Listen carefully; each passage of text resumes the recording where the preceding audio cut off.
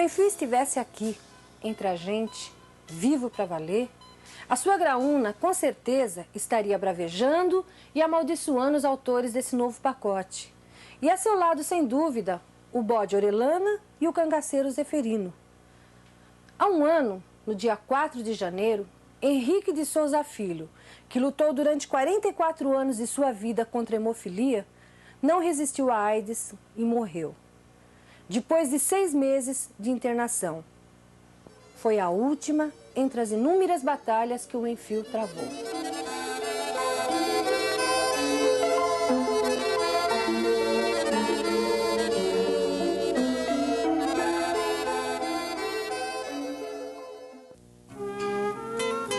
No começo dos anos 70, quando todo o país estava mergulhado na escuridão da ditadura de Costa e Silva e do Médici, Enfio apareceu com Fradim, irreverente, destemido e o maior quebrador de tabu do mundo, como dizia o próprio autor.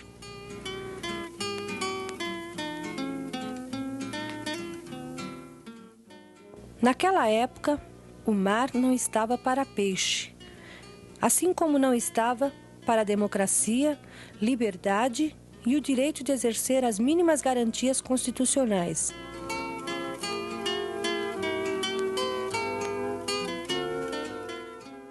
Era difícil falar. Quando se conseguia, havia pouca chance de se colocar para fora e alguém ouvir as angústias e os nossos conflitos sociais. Foi com o baixinho que Enfio pôde vomitar seus demônios contra os nossos inimigos comuns. E desse jeito, ao longo de 2 décadas de carreira, Enfio transpirou por todos os seus poros um humor atrevido, através de personagens insolentes e inteligentes.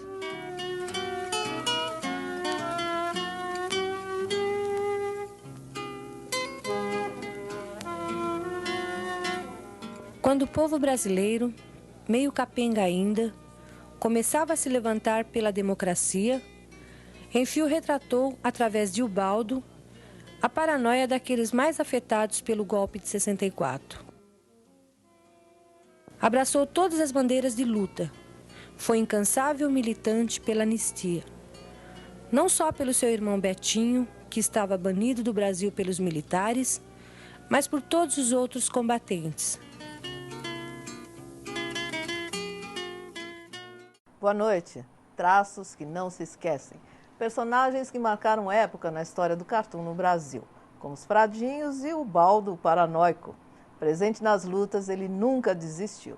Henrique Souza Filho, o Enfio, é o nosso assunto de hoje. Vamos conhecer os nossos convidados. Se gosta do batuque, tem que me ouvir. Se gosta do batuque, tem que me aturar. Se gosta do batuque, tem que me ouvir. Se gosta do batuque, tem que me aturar. Obrigada pela presença de todos vocês. Eu queria começar perguntando se Enfio foi o mais político dos cartunistas brasileiros, Bira?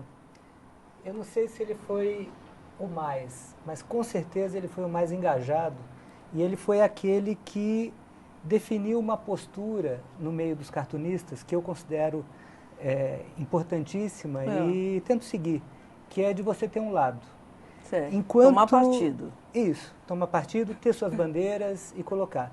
É claro que é uma posição difícil, porque no meio dos cartunistas tem uma certa barreira em relação a isso. Então os cartunistas falam assim, no meu caso, por exemplo, que faço charges fiz a favor do governo Lula, faço a favor do governo Dilma, porque considero que tudo que esses governos trouxeram na parte de distribuição de renda, de políticas sociais, é importantíssimo para o país crescer, eu ponho isso nas charges. Sim. E os chargistas não gostam, porque o chargista ele tem essa pseudo-postura de neutralidade.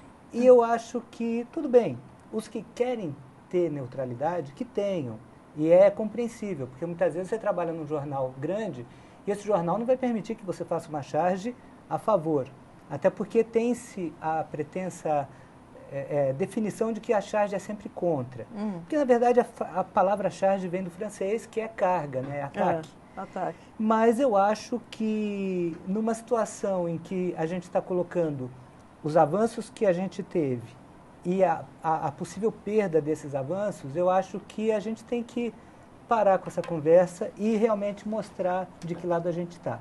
E o Enfio fez isso muito bem. Agora, me diga uma coisa, Carlos Fernandes, você trabalha há quase 30 anos no Diário do Grande Diário ABC. do Grande ABC.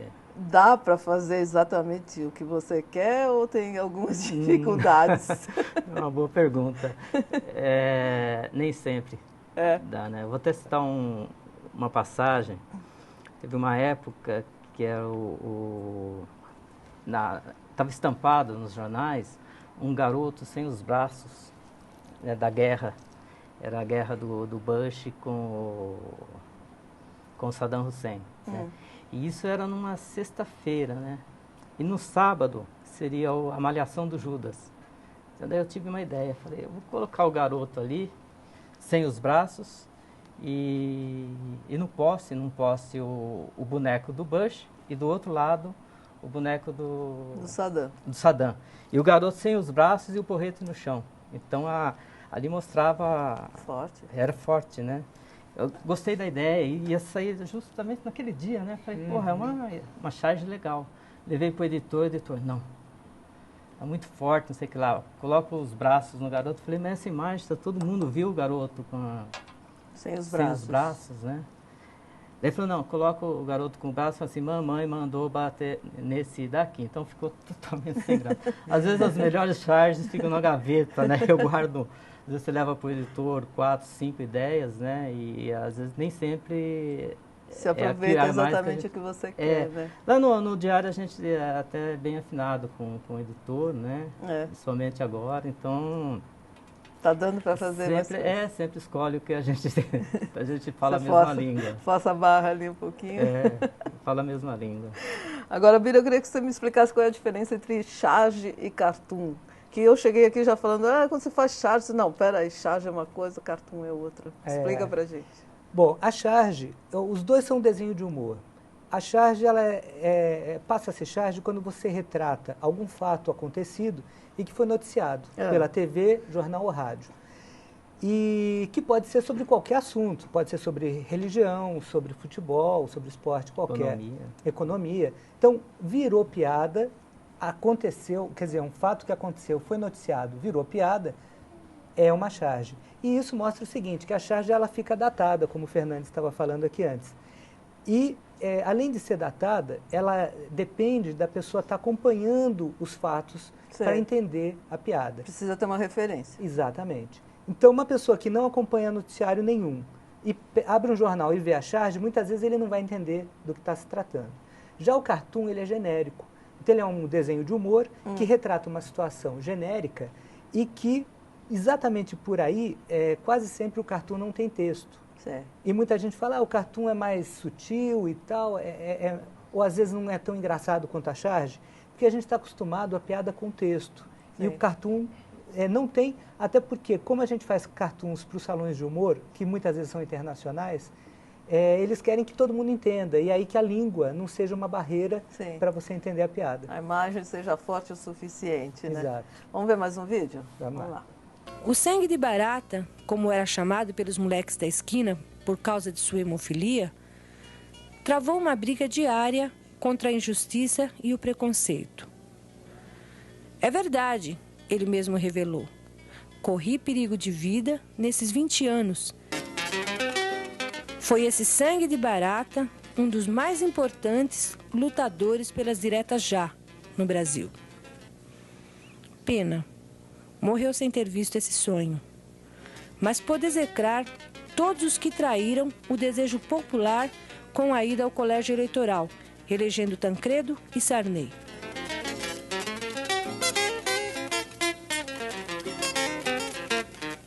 Nos cantos da vida, dizia aos seus colegas Laerte e Glauco: aprendam que o traço tem que obedecer às ideias e não o contrário. E que tem hora de ficar sério e hora de esculhambar a seriedade.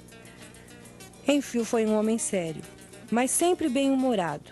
Desde o início que eu tenho uma vocação para marginal, para essa pessoa que que não pode fazer nada direito porque se fizer vai contra todo mundo, aqueles negócios que eles vivem dizendo. Enfim, hoje eu estou mais do que nunca porque estou no PT marginal. Eu estou apenas junto de 130 milhões de pessoas que não vão participar de nada. Foi assim no Pasquim, revista Isto É, na TV Homem e em todos os seus trabalhos. Carlos Fernandes, eu vou te interromper aí um pouquinho. Te perguntar uma coisa, relembrar um pouquinho.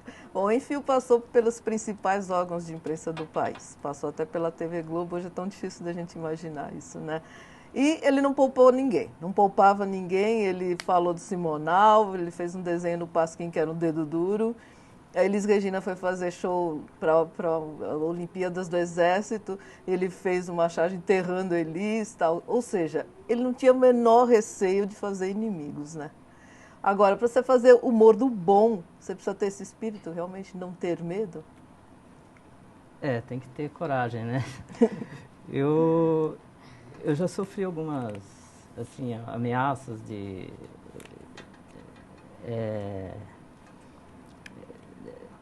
como que fala, de processo, né, do prefeito aqui de São Bernardo, que era o antigo prefeito, William Dib, não, aquele baixinho, como que é o nome dele? Não vou poder É o William Dib mesmo, né? Não, tem o Maurício Soares. Maurício Soares, né? O Maurício Soares. Foi uma vez que eu fiz uma charge, que era o Vicentinho, o Vicentinho estava fazendo dupla com outra pessoa que eu não lembro quem era, né? Então eu fiz um de Batman e o outro de Robin. E eu fiz o Maurício Soares de Coringa, né? E ele não gostou, ele levou pesado pro pessoal.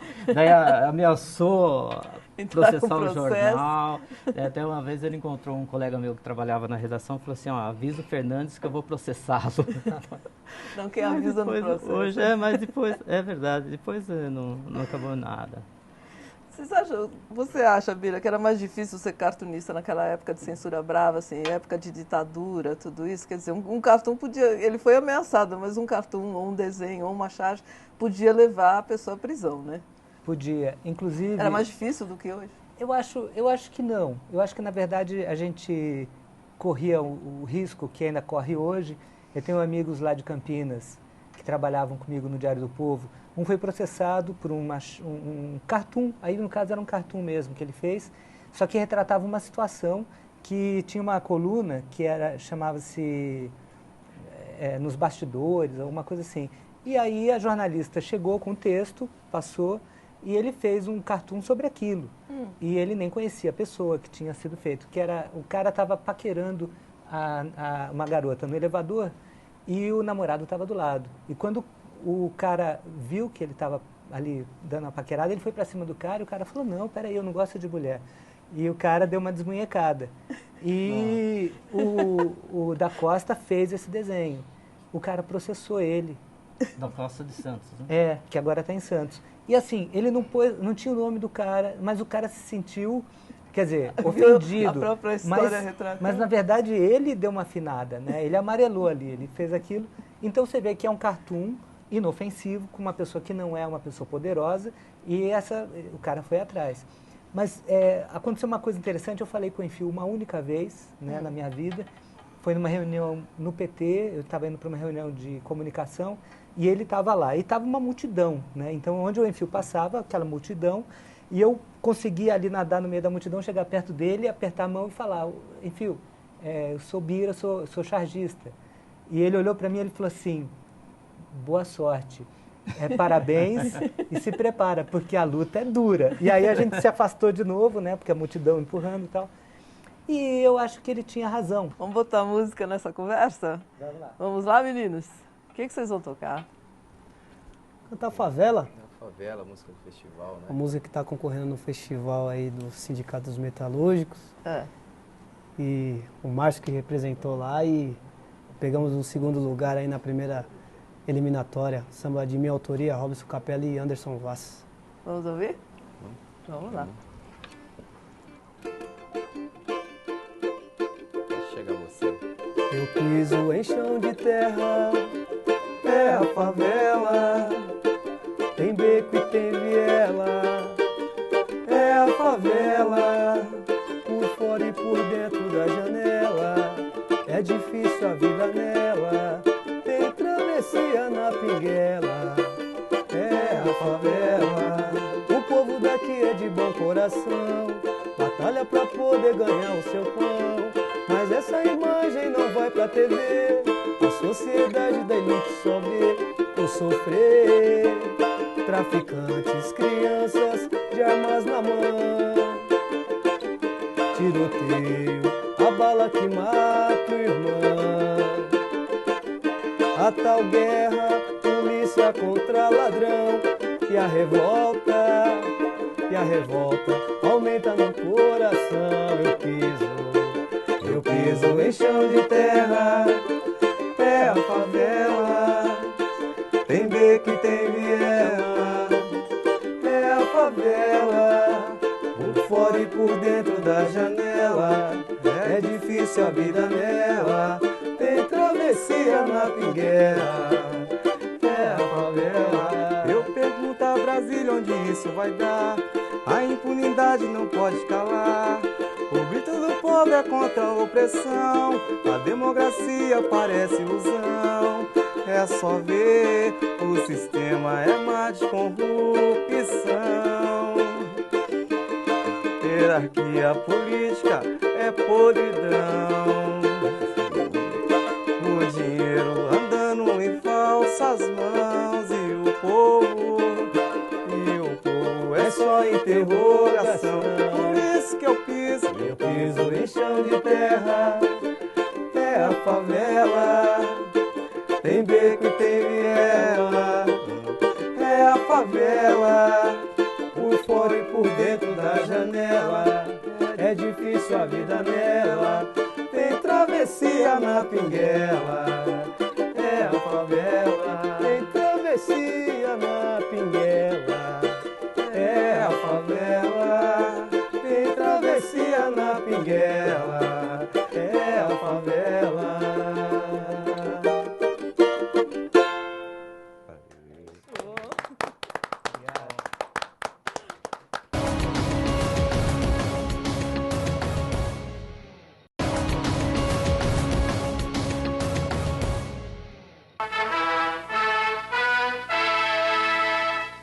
Este programa é transmitido originalmente em preto e branco.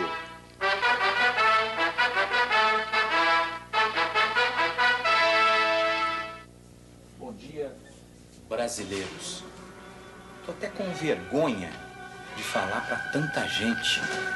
Nossa, vocês são milhões, hein? Não adianta esconder. Agora eu sei. O IBGE divulgou o resultado final do censo de 1980. Agora eu sei que temos uma população de 121.175.669 brasileiros. E eu sei mais, a mim vocês não enganam. É uma coisa que está me implicando. Eu acho que esse censo está errado. Algo me diz que tem gato aí.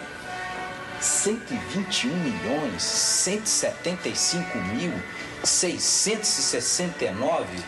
Você sabe que não dá para anotar? Não. Tem gatão aí. Vamos conferir o censo? Bom. Olha, vocês têm aí um pouquinho de paciência, mas nós pretendemos ouvir um por um destes brasileiros.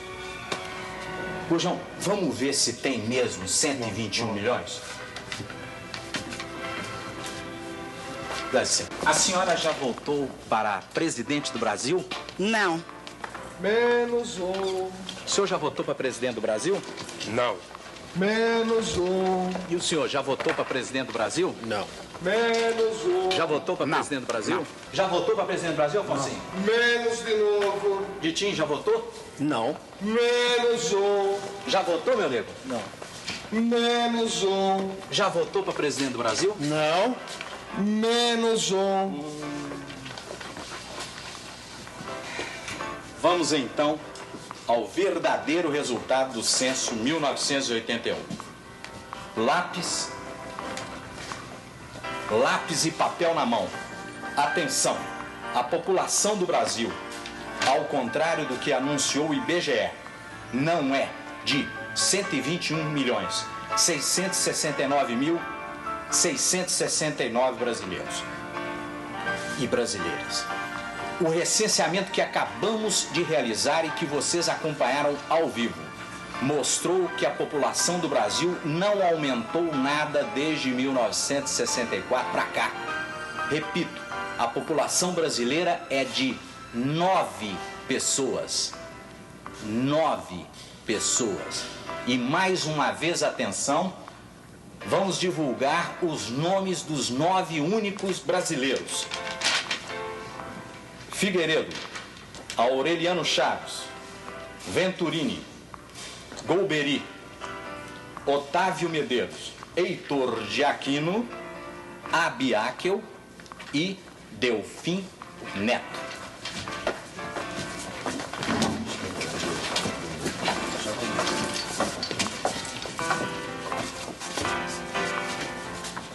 É duro, né? É triste, né? Olha, mas tem um jeitinho, meus queridos, 121 milhões de inexistentes. Vamos ficar bem bonzinhos, bem bonitinhos, hã? E quem sabe, um dia, estes 9 nos elegem para povo do Brasil.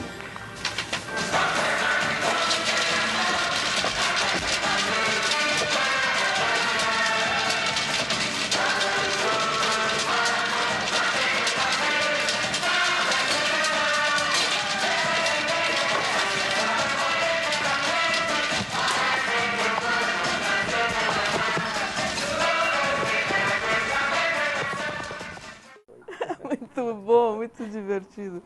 Bom, o Enfiu morreu relativamente jovem, né? 44 anos, se não me engano. E ele escreveu livros, ele desenhou, ele apresentou programa de TV, ele foi total, né? Agora eu queria saber como é que, por exemplo, você, no seu caso, como é que você se descobriu um cartunista? Quando você era menino, assim, vou fazer isso, o que te inspirou? É aquela velha história. Eu lia gibi, meu pai comprava o Globo todo domingo, né? A gente morava no Rio de Janeiro, e vinha o Globinho. E no Globinho vinha Flash Gordon, Príncipe Valente, Asterix, Tarzan. E eu fui lendo tudo isso e fui copiando. Né? Então, quando eu era criança, se me perguntassem o que você quer ser quando crescer, eu ia dizer desenhista de quadrinhos. A paixão pela charge chegou depois. Né? Então, eu já era desenhista dos Trapalhões, eu fui desenhista quando tinha 18 anos. 17 anos eu comecei a fazer, com 17 eu fui assistente do Eduardo Vetilo, que era desenhista dos Trapalhões, e eu logo estava lá, 17 anos fazendo os Trapalhões. E desenhei durante 2 anos, de 80 até 82, foi quando eu entrei no sindicato e nunca mais saí. Então, a charge eu percebi que era diferente, né? O discurso da charge é um discurso mais rápido, é mais pai-pum, né? A história em quadrinhos você pode se dar o luxo de falar, discorrer, criar, fazer flashback, contar uma história. Inclusive, muitas vezes o quadrinho ele é mais necessário pro discurso que você quer fazer do que a charge. Mas na verdade foi antes de 82, porque eu fazia a charge para o PT, eu fazia a charge para o movimento social, para movimentos populares. Então, você, de certa maneira, seguiu essa filosofia do Enfiu, que é ser engajado no que você pensa politicamente. Exatamente. Né? O movimento negro, o movimento de mulheres. Então, o movimento sindical ele veio junto e me propiciou concretizar esse sonho, né? Que é desenhar. Que, na verdade, assim, Fernandes, nossos amigos músicos aqui, nossa intenção é colocar essa arte para fora e o segundo ponto mais importante, né? Ter um público. Porque sem o público não é nada. Não existe, né? E você, Fernandes? Eu estou vendo que a gente está conversando aqui, você baixa ali, desenha um pouquinho. Desenhar a tua vida, né? Tem uma frase que acho que é o Paulo Caruso, o Chico Caruso, que diz que toda criança desenha e tem umas que não param, né? É o nosso caso, a vida toda, né? Você desenha desde menino? Desde garoto. Eu tive a felicidade de trabalhar numa banca de jornal. Né? Nessa época, 75, você fez faculdade, né? 74. A banca era de um primo meu. E ali eu tinha acesso ali ao Pasquim, né? Asterix, todo tipo de publicações ali. E o meu passatempo era ficar desenhando no cartaz. Você viu que eu estou aqui, eu estou desenhando. Eu desenho o tempo todo. O tempo todo, eu percebi. E tinha aqueles cartazes da banca que vinha com os anúncios das revistas, né? E eu desenhava atrás do cartaz. Então eu ficava desenhando, fazendo caricatura, né? Copiando, né? Que nem o Bira fala, né? Os traços ali do Enfield, do Asterix, né? Acho que todo mundo, né? Começa assim, tem que copiar no início, né? Depois você segue o seu Quais rumo. são os personagens do Enfio que você acha mais interessantes? São todos, né? Tem um que você tem um que você acho que é o baixinho, né? Por causa do meu tamanho. Foi uma escolha autorreferente.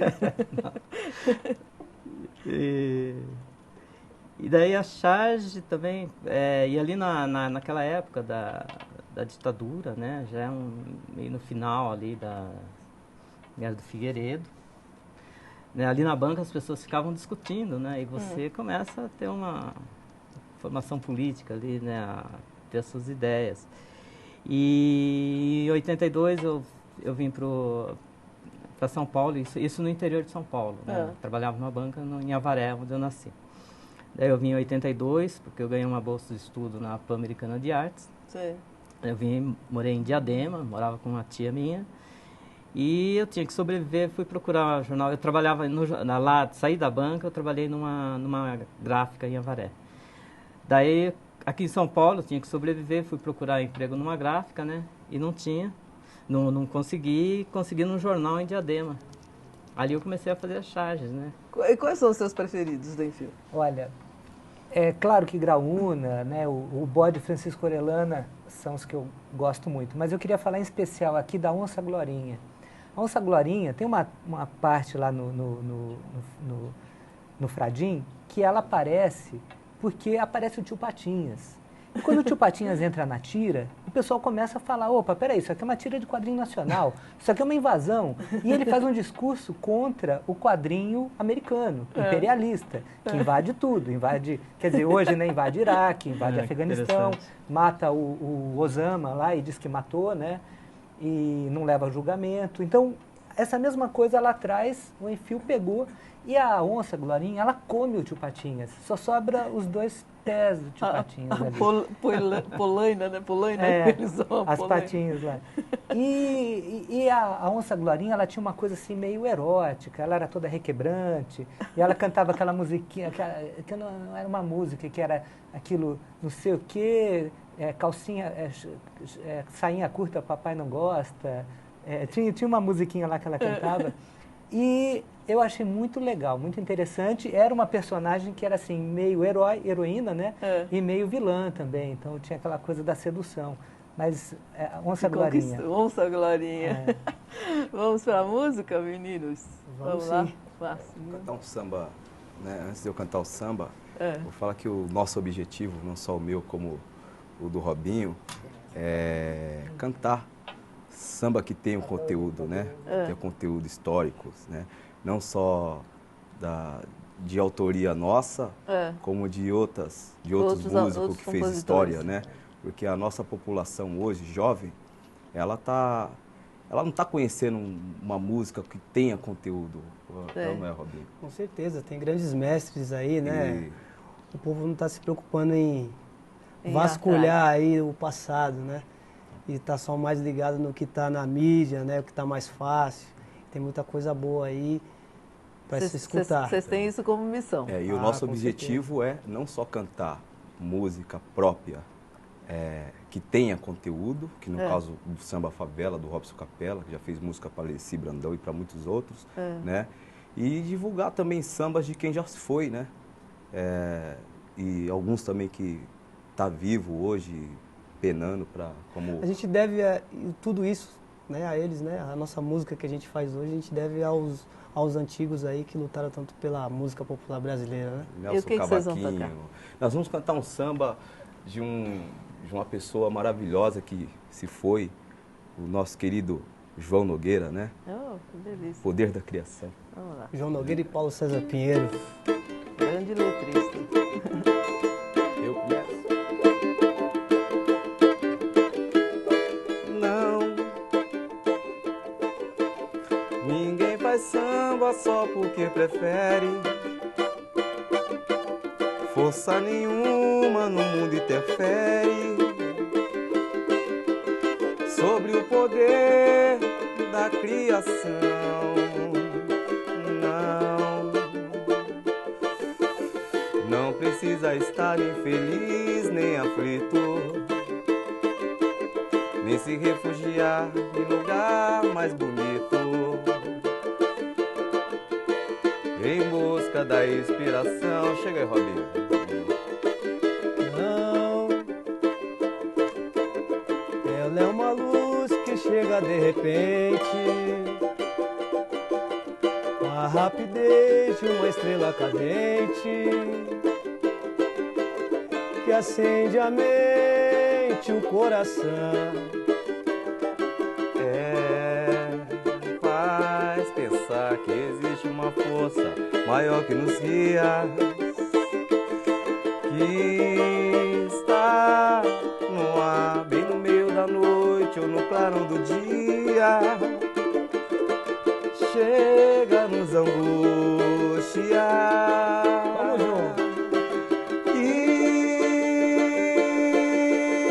o poeta se deixa levar por essa magia. E num verso bem-vindo e bem-vindo uma melodia. E o povo começa a cantar. Laraiá, laraiá, laraiá.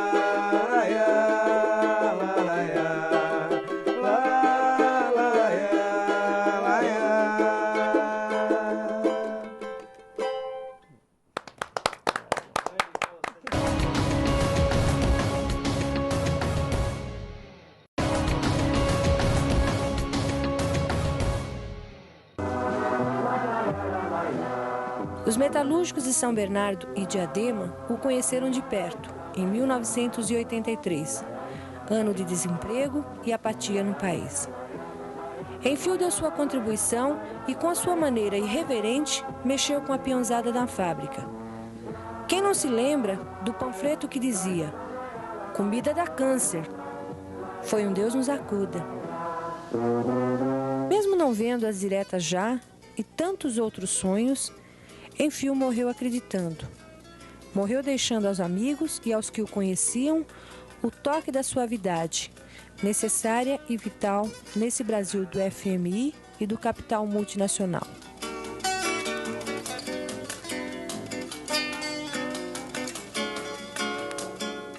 Se ele estivesse entre a gente, a sua mulher revolucionária, Graúna, estaria erguendo os orelanas e os eferinos brasileiros uns sobre os outros, para enxergarem, logo ali adiante, uma esperança, um país feliz. Estão vendo alguma esperança em 1982? Não!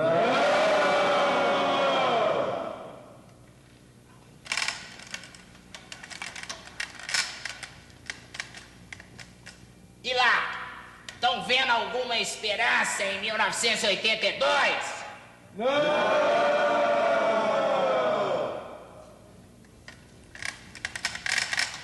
E pra lá?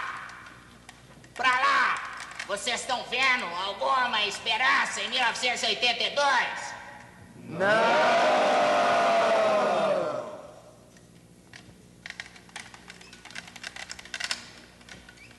E agora?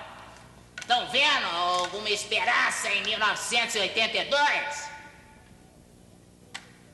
Eu tô! Tá na nossa frente! Com a roupa encharcada e a alma repleta de chão,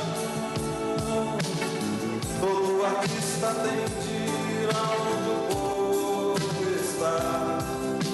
Se foi assim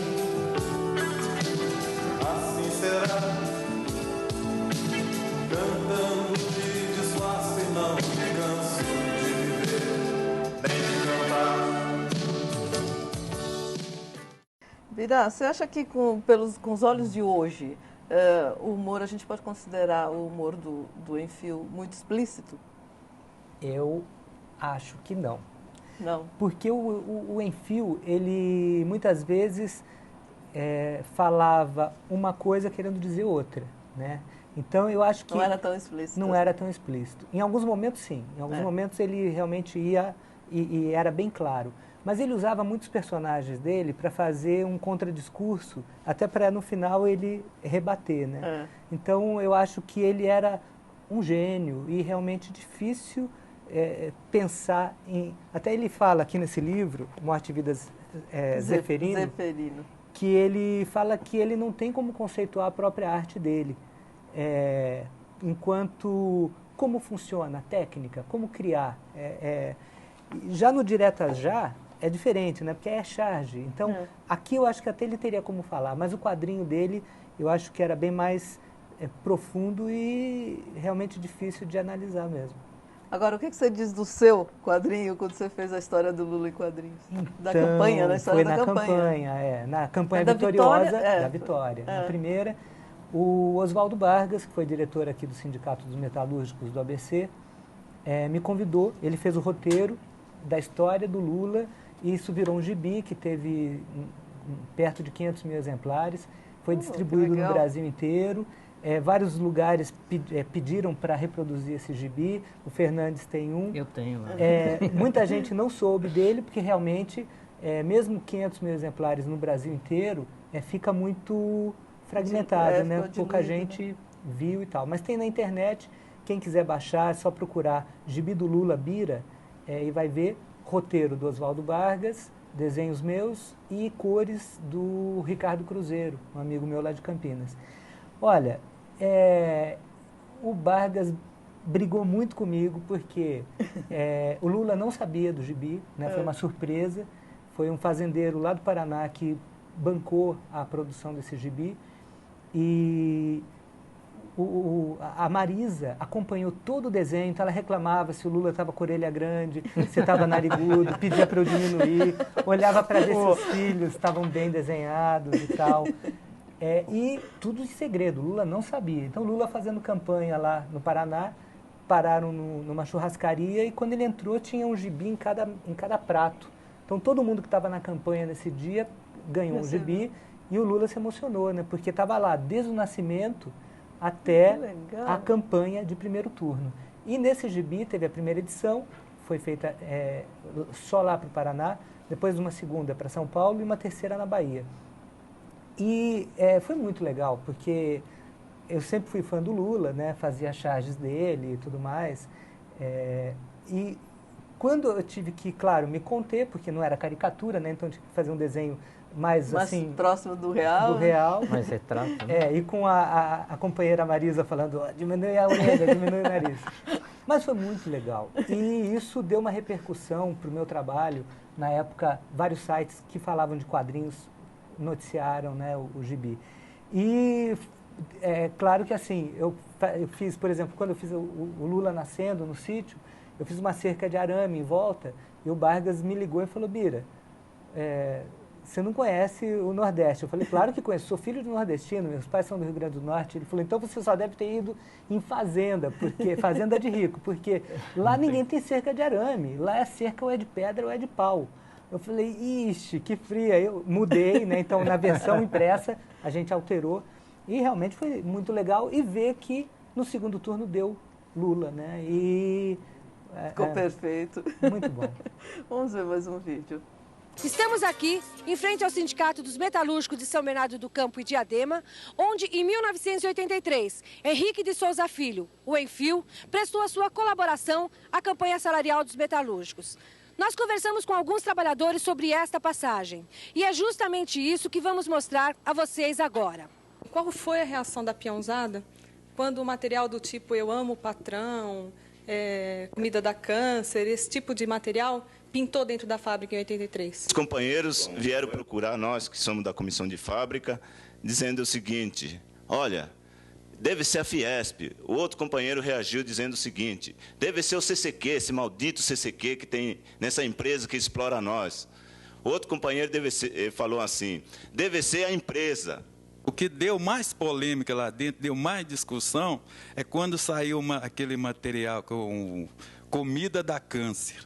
Aquilo ali foi uma polêmica, viu? Uma discussão muito forte em cima daquilo ali. Quando a gente teve reunião aqui, então foi decidido cada um levar um pacote de material e soltar estrategicamente nas máquinas durante o intervalo de refeições ou chegar antes do início do trabalho. Em 83, foi muito bom a gente conhecer o Enfio, porque a gente conhecia os trabalhos dele, né? Mas pessoalmente a gente ainda não tinha oportunidade de trabalhar com ele.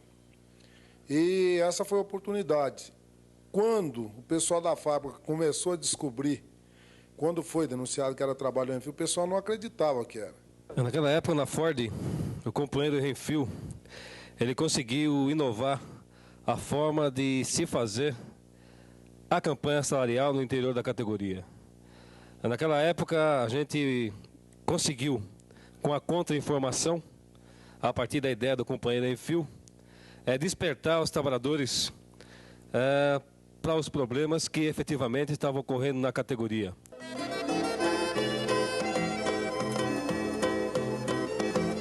Caía a tarde feito um viaduto e um bêbado trajando luto me lembrou Carlitos, a lua, tal qual a dona do bordel,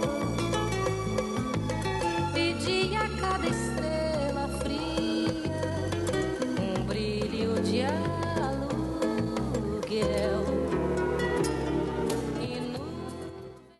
Essa frase do fim é difícil, né? Será que essa foi a campanha salarial mais inovadora de todos os tempos? O que é que você acha, hein, Fernandes? Você responde. Eu acho que sim, eu acho que sim. Eu lembro até de uma outra que era, eu acho que foi logo depois dessa, que era assim, o sindicato tá louco. E eram cartazes, e também os trabalhadores se chocavam. Eu estava vendo essa história toda, eu lembrei de uma charge que eu fiz uma vez, uma indústria química, o pessoal comia no refeitório com rato, né? Tinha rato passando ali e tal. E foi a denúncia para o sindicato e eu fiz uma charge. Na hora de fazer a charge, eu falei, bom, tem que pôr humor aqui, né? Porque é uma situação dramática. Então eu desenhei a peãozada sentada em tijolo, né, com a marmitão ali comendo, e um rato olhando bem bravo para mim, falando, me dá um pedaço, senão eu tomo. E, cara, sem brincadeira, assim, no dia seguinte, quando distribuíram o boletim, na hora do almoço, era só isso que se ouvia lá dentro. Então o gerente passava, o chefe passava, e o pessoal falava, me dá um pedaço, senão eu tomo. E resolveram o caso. Então, às vezes, o humor, né, esse humor meio maluco, assim, ele tem mais efeito. Certo nonsense, né? O desenho, ele chama muita atenção, né? Eu lembro uma vez que eu tinha que ilustrar um texto, né? E não sei quem era mentiroso. E eu queria fazer de nariz de Pinóquio. Não me deixaram fazer. E no texto falava que era mentiroso. Então o texto falava, mas você não podia desenhar. Porque a força do desenho seria muito maior que a do texto, com certeza, essa né? força. E o Enfio tinha um desenho muito rápido, né? Com muita vida, né? Um traço sem terminar, né? Ele é muito objetivo, né? Direto e claro. Vamos terminar esse nosso bloco com música. Vamos lá, rapaziada. O que vocês vão tocar? Vou cantar um samba aqui, com licença do Márcio aí. Um trabalho novo que eu estou fazendo com meu parceiro Delei Martins, que é do Conjunto Nossa Chama, que é um projeto novo aí que eu estou fazendo com ele, uma dupla, né? A gente está compondo uns sambas novos aí. Estamos em estúdio gravando e tem um samba aí que se chama Vê Se Me Atura, que é de autoria de Delei Martins e Robson Capela. E vamos cantar agora aí. Resposta, hein? Vê Se Me Atura. Se gosta do batuque, tem que me ouvir. Se gosta do batuque, tem que me aturar. Se gosta do batuque, tem que me ouvir. Se gosta do batuque, tem que me aturar. Eu canto samba até o sol raiar. Batuco todo dia pra quem duvidar. Cavaco e viola vem harmonizar. Eu perco a semana, não vou trabalhar. E quando chego no barraco, a nega invocada vem me reclamar. E quando chego no barraco, a nega invocada vem me reclamar. Se gosta do batuque, tem que me ouvir. Se gosta do batuque, tem que me aturar. Se gosta do batuque, tem que me ouvir. Se gosta do batuque, tem que me aturar. Com meu calango eu batuco todo dia. Com meu partido eu batuco toda hora. Brasileirinho do meu jeito tô aí, vou se copando pelo mundo afora. Brasileirinho do meu jeito tô aí, vou se copando pelo mundo afora. Se gosta do batuque, tem que me ouvir. Se gosta do batuque, tem que me aturar. Se gosta do batuque, tem que me ouvir. Se gosta do batuque, tem que me aturar. Partideiro, fino trato, não sou de vacilação. Na frigideira de segunda a sexta-feira, vou de coica só pra ver como é que fica. Com meu pandeiro eu batuco o ano inteiro, daí o samba 100% verdadeiro. Com meu pandeiro eu batuco o ano inteiro, daí o samba 100% verdadeiro. Se gosta do batuque, tem que me ouvir. Se gosta do batuque, tem que me aturar. Se gosta do batuque, tem que me ouvir. Se gosta do batuque, tem que me aturar. Se gosta do batuque, tem que me ouvir. Se gosta do batuque, tem que me aturar. Se gosta do batuque, tem que me ouvir. Se gosta do batuque, tem que me aturar.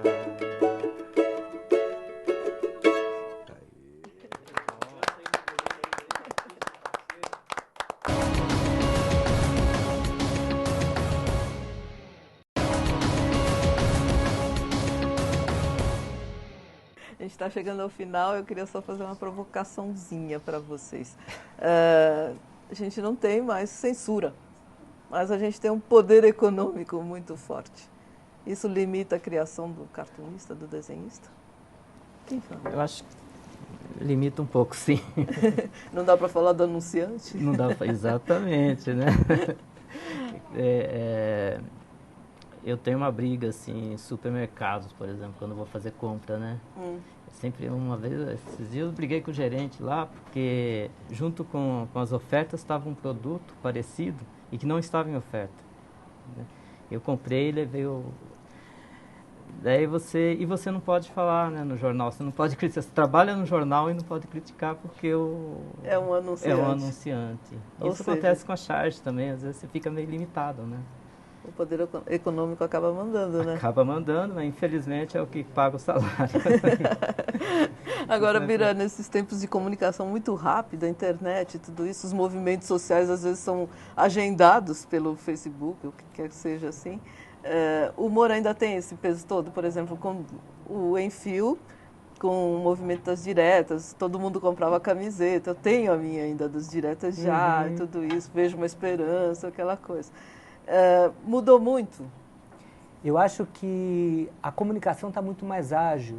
Então, o Fernandes faz uma charge, eu faço uma charge, a gente coloca na internet e as pessoas vão reproduzindo, né? E eu acho que isso é importante.